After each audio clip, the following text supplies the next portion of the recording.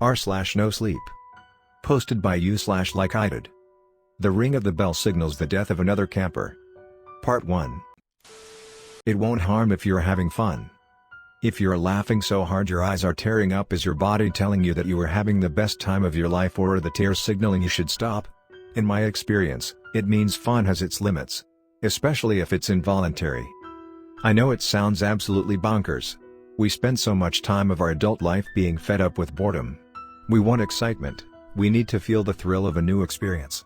A new love, a trip to an exotic country, going to a festival where you feel connected to a stranger you will never see again.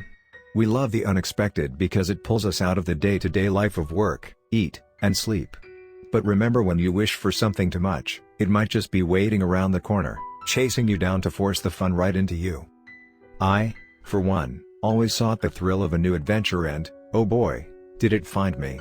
It happened when my friends and I visited a camp we never agreed to join. But soon enough, we found our identities slowly being chewed off inside this bright and happy forest. It all started when we made two big mistakes during an otherwise dull and uneventful night. The first one was declining a last drink at the bar, and the second one was missing the very last bus that could have taken us away. Though after everything I've been through so far, I have my doubts that getting home was ever an option. Believe me when I say that there is nothing that could compare to the psychological terror of Camp TallyTale. Can I get you another drink, sweetie? The barman had been flirting with my friend Lola all night and giving my buddy and myself free drinks as well. It almost felt like he wanted us to like him so badly that we would come back to this rusty old pub surrounded by nothing but trees. It was one of those nights where we decided to be spontaneous and do something new and refreshing. Lola, Lars, and I had been hiking through the woods all afternoon until we found this place. Chatting with Josh, the guy behind the bar, however, was not really what I had in mind earlier. The pub was dead. The last guests had left hours ago and we probably should have followed, but we had reached the phase of a slight buzz mixed with just enough tiredness to keep you on the same seat for hours. I think we should head out, guys, I said after checking my phone for any form of transportation back home. All right, Lola sighed and slowly got up from her seat. Oh come on, it's not that late. One more drink won't harm. The last round is on the house, the barman exclaimed a little too enthusiastically. Lars shot us a hopeful look, but Lola and I shook our heads simultaneously. We'll never find an Uber around here, and I'm not walking home, buddy. We said goodbye to Josh and headed towards the bus station, but as we got closer to the little booth, we just saw the last bus of the night take off without us. Remind me, why the hell did we decide to come here again? It was your idea, Marcus. Why don't you tell us? Lola hissed at me. Might as well just head back to the pub and wait? Lars suggested. Spending another 3 hours in there didn't seem like the best idea, though neither did walking for hours through the dark. Guess we missed our chance, Lola responded and pointed towards the pitch dark insides of the pub. How did he close up so fast? Lars asked. And wasn't there a car parked here earlier? I mean, if he left, we should have seen or heard him. That's so weird, Lola whispered. I stayed quiet, wondering if I was drunker than I had assumed. And after standing there staring at an empty pub with only one street lamp lighting up the area, I suggested we walk.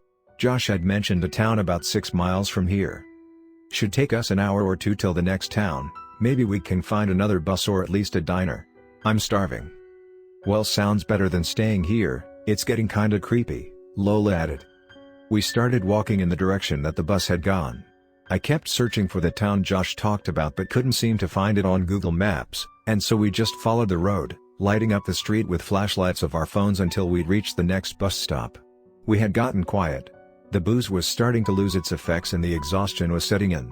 After walking for about half an hour, the sun was slowly starting to dawn. I was completely lost in my thoughts, my head heavy and empty, when Lars suddenly pulled my arm so hard it shook me out of my little trance. Guys, what the fuck? He whispered as we took a quick stop. There was loud rattling coming from the bushes in front of us. The rattling got louder until it turned into the sound of laughter, or possibly crying. It was hard to make sense of. Should we run? I quietly asked, but before we could react, we saw the origin of the sound. One after the other, a number of strangers emerged from the woods. As they jumped towards the street, they looked around as if they were lost. There were at least a dozen of them, all dressed in the same bright pink t-shirt. Let's go back. One of them started shouting loudly, followed by weeping from different members of the group. Wait, are those children? Lola asked as she started moving closer towards them. Lo, What the fuck? We're alone in the middle of nowhere. Maybe moving towards the creepy forest people isn't a great idea, Lars exclaimed while still following her. Maybe they're just lost, she responded. This situation was insanely peculiar though, for some reason, it felt awfully familiar as well. For a few moments, I just stood there frozen until I finally snapped out of it and caught up to my friends. Those are not children, I whispered. It was only then that the group of strangers started noticing us. One following the other, they carefully turned around and stared at us. We were only a few feet away by this point. I don't remember how long we stood there for, all quiet and worried before I heard Lola speaking. "Are you okay?" she carefully asked. They didn't answer. Instead, they just kept staring. "We didn't escape. They'll find us," one of the strangers, a young woman with long brown hair, finally said.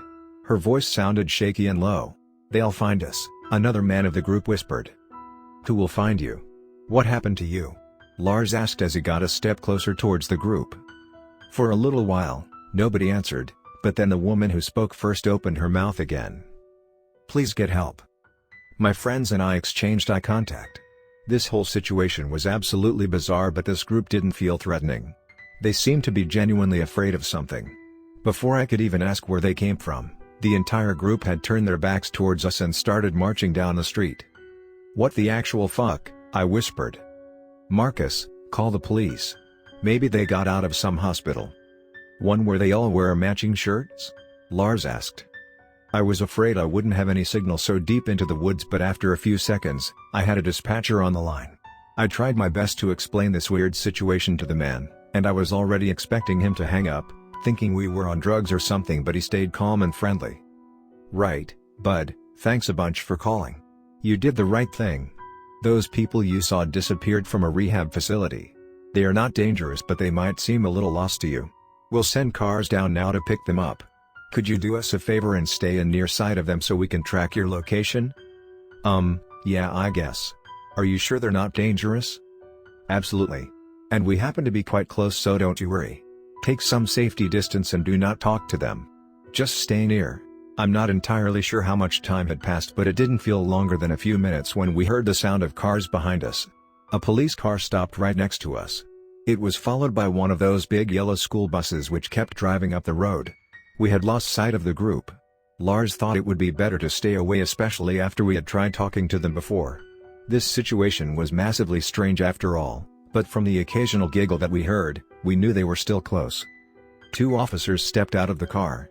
A woman with short blonde hair and a man with a dark mustache. The man greeted us with a friendly smile and asked if we were doing all right. The woman was on the phone, and it sounded like she was talking to whoever was driving the bus.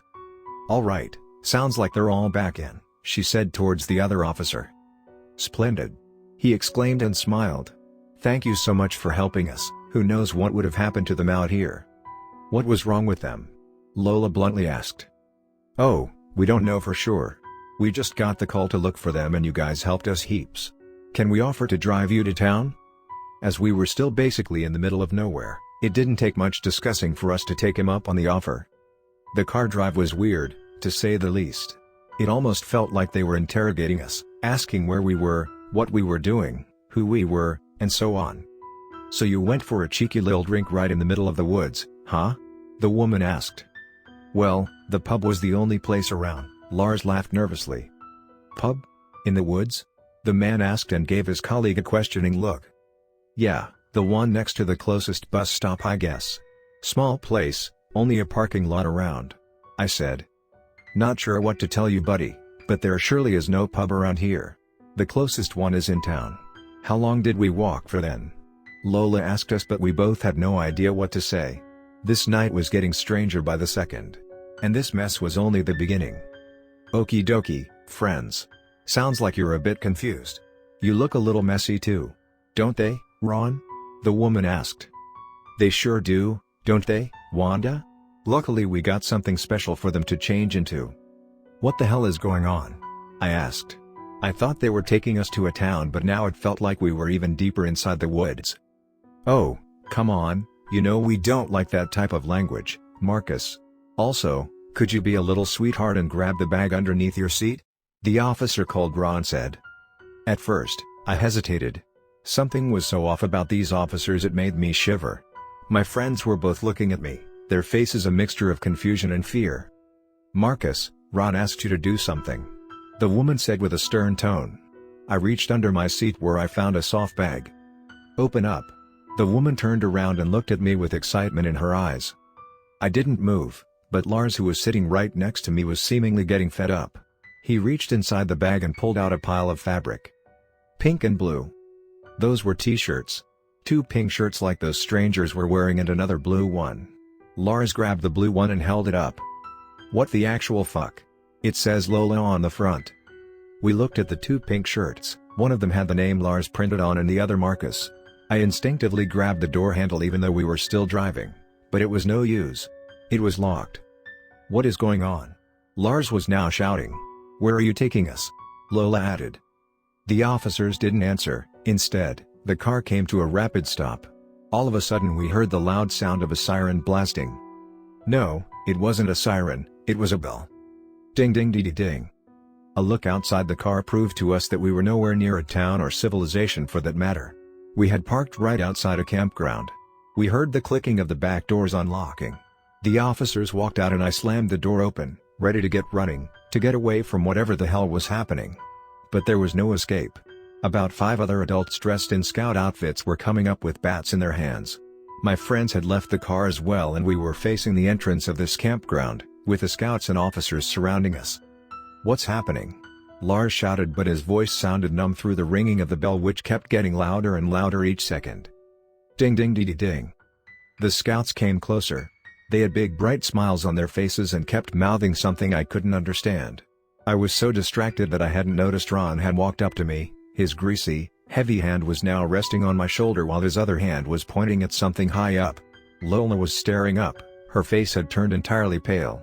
Lars must have looked up as well because he was throwing his guts up. I was afraid of what I would see now. The first thing that popped into my eyes was a big sign saying "Welcome to Camp TallyTale," but that wasn't the thing that made my stomach turn and my heart race. Next to the sign was a rope from which a body was hanging. It was the body of the girl with the pink shirt and brown hair, one of the ones that had escaped from the forest. Her lifeless eyes were opened wide, her shirt was drained in blood. "Welcome back, Marcus, we missed you guys." I felt Ron's hot breath in my ear as the bell finally stopped ringing. We started the night with quiet drinks at a pub, and now we were stuck in some madness that we couldn't make any sense of. They forced us to put on the shirts. We were shouting, crying and asking what was going on, but nobody answered. Instead, they guided us inside the camp. There were a bunch of bungalows, all looking the same. We kept passing about 10 or 12 of them, after which they separated Lola from us. We tried to fight them. She tried to fight them, but it was no use. They took her away and brought Lars and me to one bungalow somewhere in the middle of the camp. Without a word, they locked us in. Of course, we tried calling for help. Lars' battery was empty, but I called and texted every single person on my phone. The only reply I got was a text from my mother saying "Have fun at camp, sweetie." Calling the police obviously wasn't an option either. I wish we'd known that earlier. As much as Lars and I tried, we couldn't remember why we had gone on the hike or how exactly we had ended up in that pub. We had no idea how the police were involved in this and who else was. Of course, by now, we realized that none of this had been a coincidence. I wish we'd known that we had been to this camp before, that we had never truly escaped. But this day was just another beginning of Camp TallyTale, and it would get so much worse from here on.